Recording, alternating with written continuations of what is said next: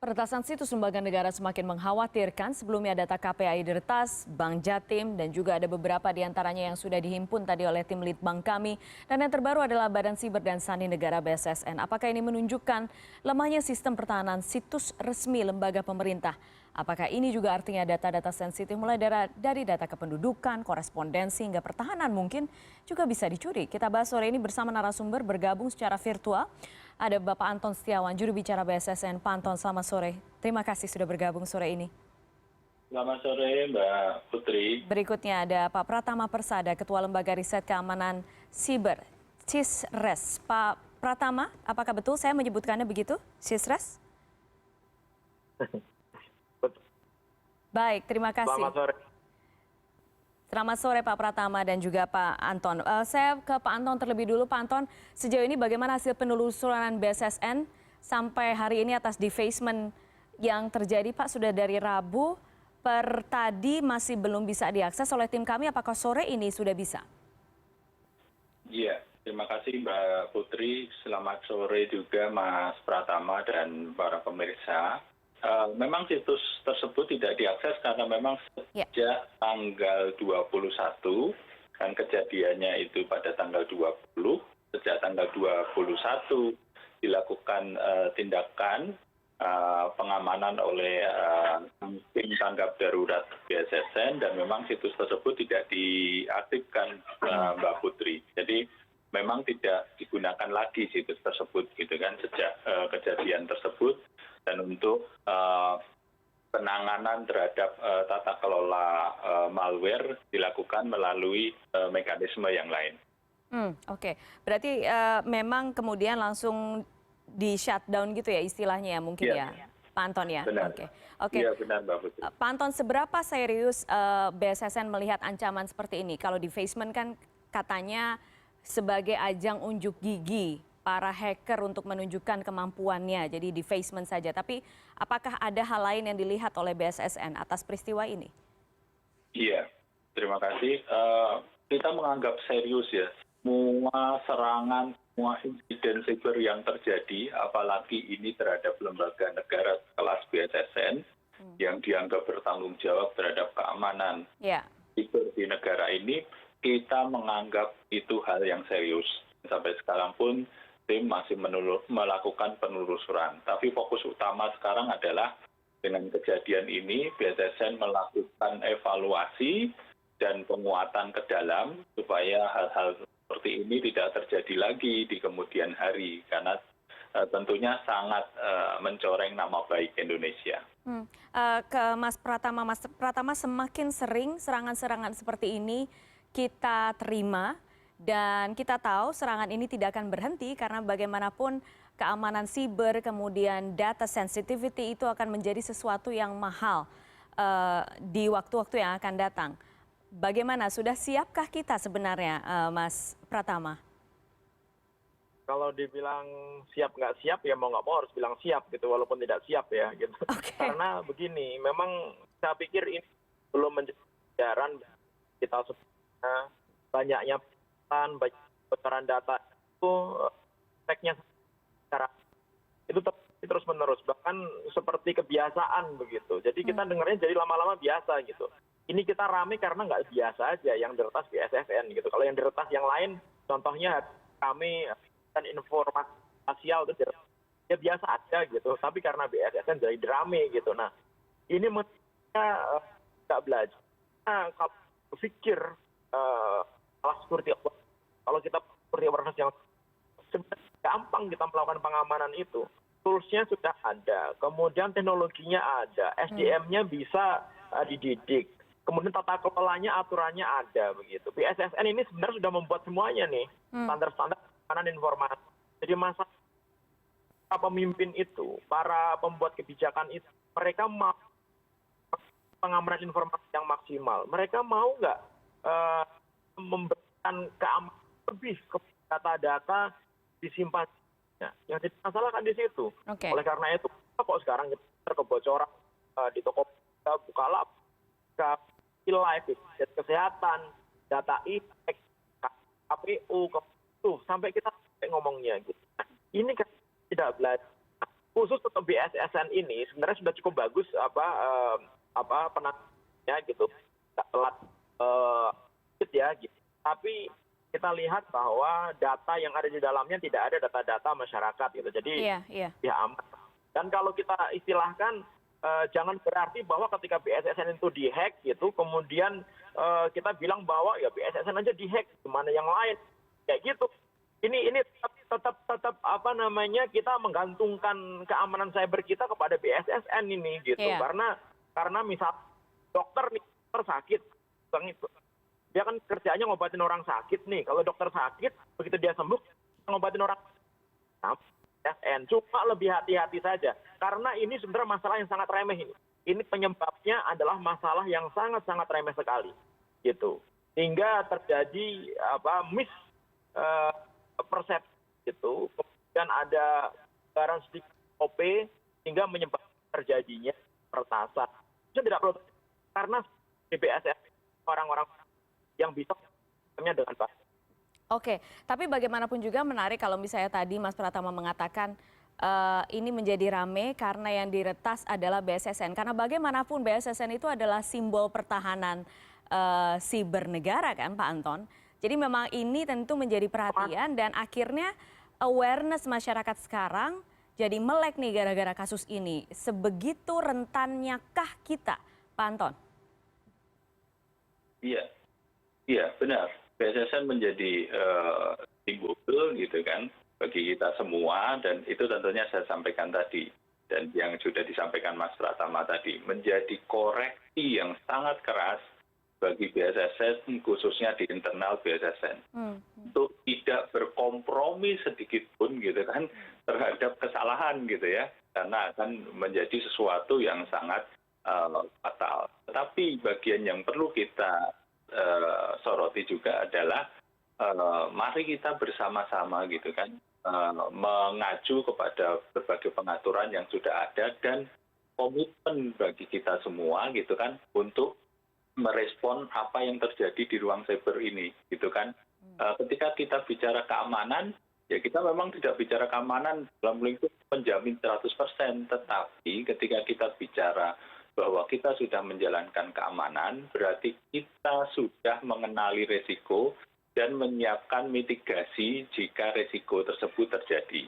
Jadi ukurannya adalah bukan kita terkena atau tidak, tetapi bagaimana ketika kita terkena serangan tersebut, kita dapat segera pulih, kita dapat meminimalisasi dari dampak kerugian, kita juga dapat melindungi para pengguna, masyarakat, bahkan berjalannya sistem elektronik itu sendiri. Kesadaran mitigasi serangan siber ini, apakah kemudian menurut BSSN sudah juga disadari oleh lembaga-lembaga pemerintahan yang lain? Itu kita bahas setelah jeda Bapak-Bapak. Tetap bersama kami di CNN Indonesia Newsroom.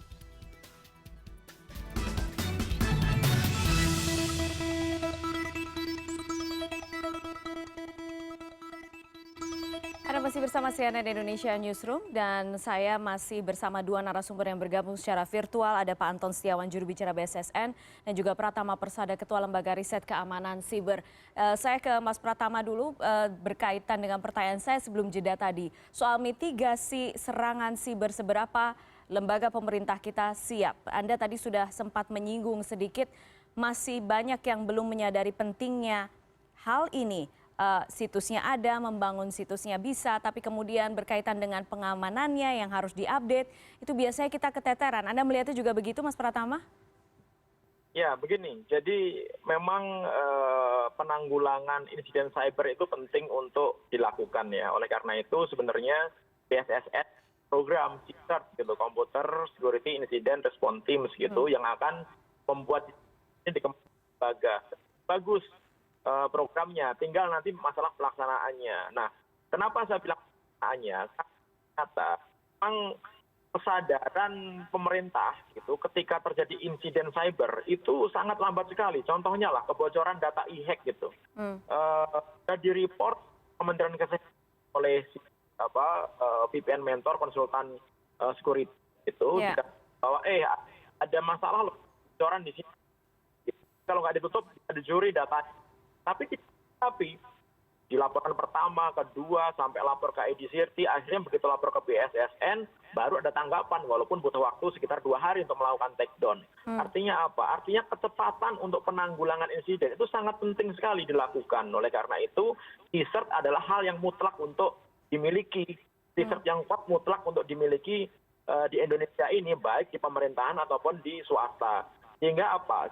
Jika terjadi insiden cyber, itu penanggulangan cepat. Kemudian kita share ini ke komunitas lain, ke instansi yang lain, bahwa ini ada loh serangan cyber seperti penyerang, menggunakan toolsnya antisipasi ini gitu. Sehingga ketika satu terserang, lainnya punya antisipasi pertahanan sehingga tidak terserang hal yang sama. Tidak bisa Indonesia ini bahkan kadang organisasi itu hanya simpel saja dan salaman, ada kasih sertifikat, udah selesai, tapi implementasinya tidak maksimal gitu. Nah itu yang jadi masalah Indonesia. Kalau semua standar itu dilakukan baik, harus ini bisa kuat. Kenapa yang bisa kuat? Karena hacking itu tidak semata-mata disebabkan oleh hackernya yang pinter, lebih disebabkan sistemnya yang lemah, sehingga ini bisa melakukan penyerangan dalam sistem oleh pemerintah ataupun swasta. Kalau kita misalnya sistem melanggar sistem elektronik, baik di ataupun swasta, sudah menerapkan semua standar keamanan informasi dengan baik, ya, kalau sudah menerapkan, kemudian masih terjadi peretasan, artinya hackernya jago ini. Apalagi sekarang mereka banyak akan sentuh, ya, teknologinya itu kadang-kadang di luar jangkauan kita gitu. Nah, kalau seperti itu wajar, tapi minim data itu diamankan dengan enkripsi, sehingga kalau misalkan si hacker berhasil melakukan ke dalam perusahaan atau organisasi pemerintah, mereka bisa datanya, kan bisa bacanya. Coba bayang KPAI, ada 2 isinya, masya Allah sangat mengerikan publikasi. Itu ada data pelapor, ada data korban kekerasan anak, kekerasan seksual, dan nama sekolah, namanya dia, orang tua, dan lain-lain begitu. Kalau sampai tersebar, kasihan ini sih gitu. Kalau misalnya KPI saja, harusnya data-data itu dienkripsi, sehingga ketika ada hacker mencuri datanya, dia nggak akan bisa baca datanya. Nah ini kan tidak. Oleh karena itu KPI harus tanggung jawab. Menurut saya juga ini karena ketika data rakyat yang gitu. KPAI kemudian pada saat itu saat ini kalau tidak salah yang saya baca kemudian sudah dibantu juga oleh pihak BSSN, betul ya Pak Anton ya, untuk menangani kasus ini Pak Anton? Iya benar Mbak. Jadi sejak terindikasi ada kebocoran, mereka melakukan kontak dengan teman-teman di BSSN, khususnya di Direktorat Keamanan Siber, dan kemudian saat ini kita meminta data-data ya. Kalau posisi kebocorannya memang sudah terjadi kan, tetapi kemudian kita meminta data-data untuk kita lakukan verifikasi gitu kan, dan apa yang terjadi sehingga kemudian data-data pada layanan pengaduan online di KPAI itu sampai kemudian bisa bocor. Memang kecepatan dalam penanganan, terus kemudian bagaimana kita memenuhi standar gitu untuk mempertanggungjawabkan ini gitu, termasuk melakukan notifikasi kepada para pengguna yang terdampak, itu harus cepat kita lakukan. Dan memang ini menjadi tantangan khususnya di institusi pemerintah gitu ya. Karena serangan cyber juga tidak melihat waktu gitu dan hari gitu, bisa dilakukan di hari Minggu, di hari Sabtu, di malam hari. Yang kemudian kalau kita memang di BSSN bekerja 24 jam, tetapi ketika kita melakukan notifikasi memang menjadi tantangan tersendiri ya, karena teman-teman kadang ya tidak menunjuk gitu salah satu unit gitu untuk menghandle hal-hal seperti ini. Hal-hal seperti ini, tata kelola ini harus kita dorong gitu kan, supaya nanti setiap penyelenggara sistem elektronik, baik itu pemerintah maupun private, memang punya tim gitu kan, memang punya gugus tugas yang memang bisa menghandle ini kapanpun ya, karena memang kejadiannya bisa kapanpun dan ini bisa terjadi pada sistem elektronik jenis apapun. Begitu Mbak Putri. Pak Anton, betulkah apakah Anda juga sepakat dengan yang tadi disampaikan Pak Pratama bahwa peretasan yang dilakukan di situs lembaga pemerintah di Indonesia itu kadang bukan karena hackernya yang pandai juga, tapi karena sistemnya yang lemah?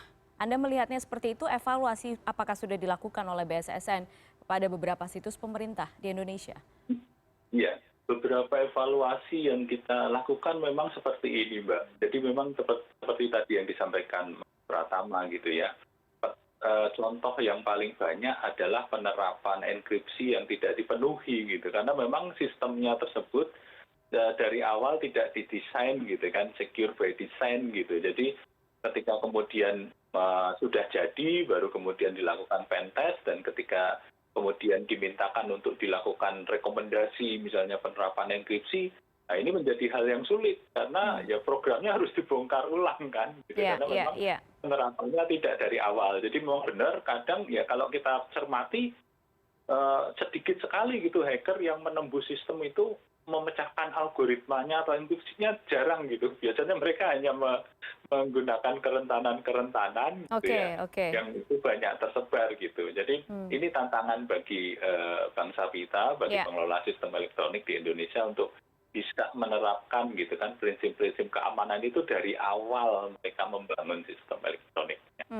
Pak Pratama, mungkin Anda punya data sebenarnya berapa persen sih lembaga pemerintah dan juga lembaga pemerintah institusi yang kemudian sudah sadar terkait dengan keamanan siber di lembaga yang masing-masing itu, atau memang masih jauh sekali dari idealnya? Banyak yang nggak sadar masalahnya. Oke. Yang lemah itu mungkin sekitar 80-an% lah ya gitu, di pemerintahan kita GoID itu kemarin kita juga baru merilis gitu situs-situs GoID di pemerintah, kementerian lembaga, kemudian pemerintahan provinsi, pemerintahan kabupaten, kota gitu. Itu ada ratusan yang ternyata sangat gampang tutupi peretas begitu.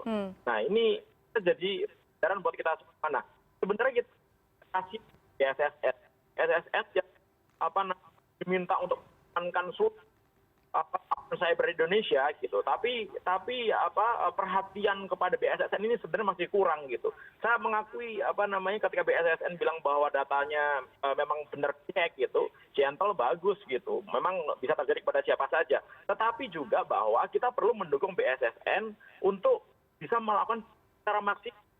Misalnya ketika BSSN membuat aturan guna di semua KL, kementerian lembaga atau di semua pemerintah gitu. Atau misal diminta mengamankan keamanan cyber di Indonesia gitu. Ya kasih dong anggarannya gitu. Kan ini agak miris loh sebenarnya.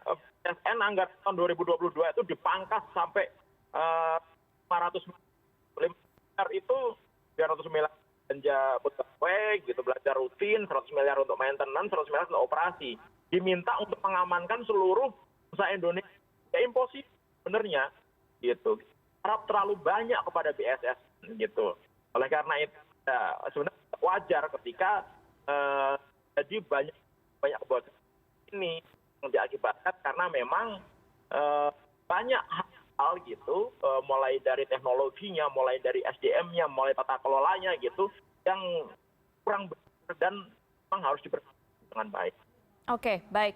Saya terakhir ke Pak Anton. Pak Anton, kalau misalnya dari target, katakanlah dari target BSSN, untuk kemudian idealnya semua kementerian, lembaga, institusi pemerintah sudah menerapkan pengamanan atau melakukan mitigasi sibernya dengan SOP yang ketat, itu ada target khusus dari BSSN nggak sih? Karena bagaimanapun sekali lagi semua sekarang melihat ke BSSN ketika peretasan terjadi di BSSN sendiri. Ya, kalau berdasarkan target hitungan kita adalah kita menggunakan Cyber Security Maturity Index ya, Mbak. Itu indeksnya itu ada 4. Nah, posisi penilaian saat ini kita masih khususnya kalau di pemerintah itu masih di level 2 sampai 2,5 gitu ya, secara rata-rata masih jauh dari 4. Nah, salah satu cara kita adalah kita memasukkan unsur aspek penilaian keamanan ini ke dalam aspek SPBE, sistem pemerintahan berbasis elektronik, sehingga mau tidak mau setiap instansi pemerintah harus memenuhi gitu kan, memenuhi aturan yang sudah kita sampaikan. Oke, baik.